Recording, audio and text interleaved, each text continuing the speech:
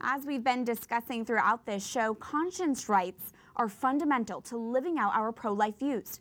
And yet, a surprising number of Americans don't know what their religious liberty rights are, as guaranteed by the First Amendment.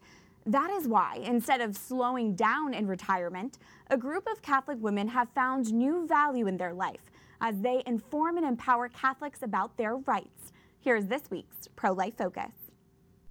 These four New York women, Lorraine, Barbara, Virginia, and Patricia, came together 6 years ago because after the HHS contraceptive mandate was established, they individually felt called to defend religious liberty. Most of us never knew each other before this whole thing happened with the HHS mandate. I met Barbara first, and we became friends, and that's when she called me about this. We agreed on other issues first, and then we realized we had a common bond. The four women recognized many Americans didn't even know their religious liberty and conscience rights. Thus, Catholics for Freedom of Religion was born. Their work was warmly welcomed at the Little Sisters of the Poor residence in D.C. recently. The whole board is made up of women, so I think, hey, that's wonderful, isn't it? The group hosts speaking events, plans prayer vigils, writes informative bulletins, and creates videos like this one. Right to petition for redress of grievances. To educate faithful Americans about religious liberty. Freedom of religion, our first freedom, is the guardian of all our liberties because it affirms that God, not government, has endowed our rights to life, liberty, and the pursuit of happiness.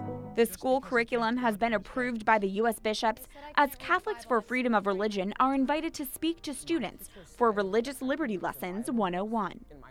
All four women are in retirement, meaning this new calling was unexpected, but each one is now in a position to respond with greater freedom.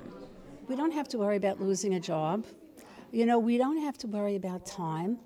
We are available. We will go any place. Catholics for Freedom of Religion connect religious liberty rights with being pro-life. Pro-life people are being shut down. They are being accused of, actually, they're being brought to courts, being brought to trials, just for exercising their freedom of religion, freedom of speech, freedom to assemble. They're being told that this is hate speech. Oh, the right to freedom of conscience and the right to religious liberty is the other leg on which we stand when we want to preserve faith and we want to preserve life at all stages. This grassroots effort to educate, empower, and inform Catholics is a proactive response to today's culture of death. Each woman with their unique professional background shows us how God can call us to new things at any stage in life, to protect life. I'm always concerned about the elderly. They get sick and they're not useful anymore. They're costing the government money. They're costing insurance companies money. So why keep them around? Why just not? They're not contributing any more than an unborn baby is. If we don't preserve the rights of conscience and the rights of religious liberty, we will not be given a choice to preserve life at all stages. If you'd like to know more about this group, you can visit CatholicsForFreedomOfReligion.org.